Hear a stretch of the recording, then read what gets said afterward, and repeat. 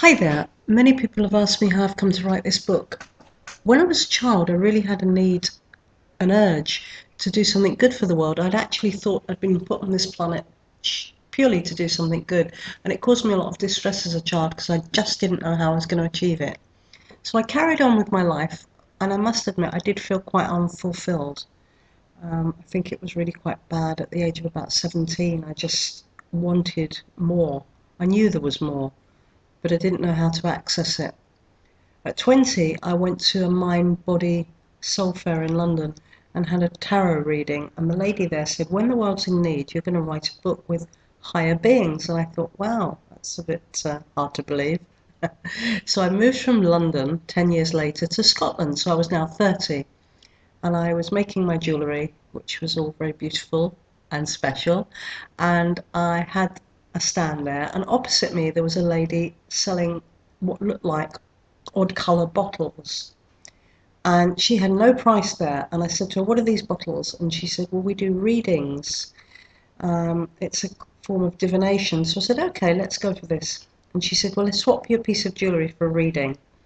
And she said, during this reading, when the world's in need, you're going to be writing a book. And I said, wow, I heard that when I was 20. And I really started to listen and thought, oh, this is quite exciting now. I'd kind of lost my fear in those 10 years and thought, this might be a way to do something good. And I thought nothing more of it. And years passed. And I must say, I had a very traumatic life.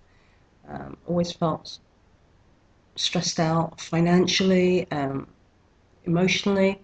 And I started communicating with the angels who were there for all of us all the time. And I started getting channeled angel messages. I would ask simple questions, pretty much mundane, about life. And I would say things like, I've got this bill that I'm worried about, and how on earth do I pay it? And they would say, well, focus on the amount. And I was a bit slow on the uptake. I didn't quite understand what they were getting at. And as the years progressed, I started putting all these notes into journals, and I have now got a great big stack of them beside my bed. And things like if you're with a friend and they upset you, and I'd say, angels, what's going on? And they'd say, well, it's not about you. Look at what's going on in their life at the moment. This is nothing to do with anyone else. It's how they're feeling, and they're projecting this. The wisdom that came from the angels was so amazing because it was things that I just wasn't capable of thinking of myself. So the journals piled up over the years and the advice came. And it really changed my life from being very miserable to feeling very connected. And I started seeing great improvements when I'd listened to the angels' help. But bear in mind, this all took years of journals, 16 years of journals. And last year, I got messages saying, you've got to share this knowledge with the world. The world's going to need it. Now's the time. And I woke up and I was told to start typing. And this book came, and it's really for you.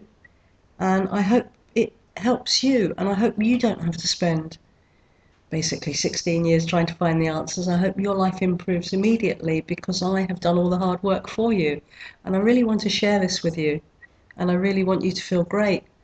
And I really want your life to be improved. And this book is really what the world needs at the moment. It's not segregated to any religion.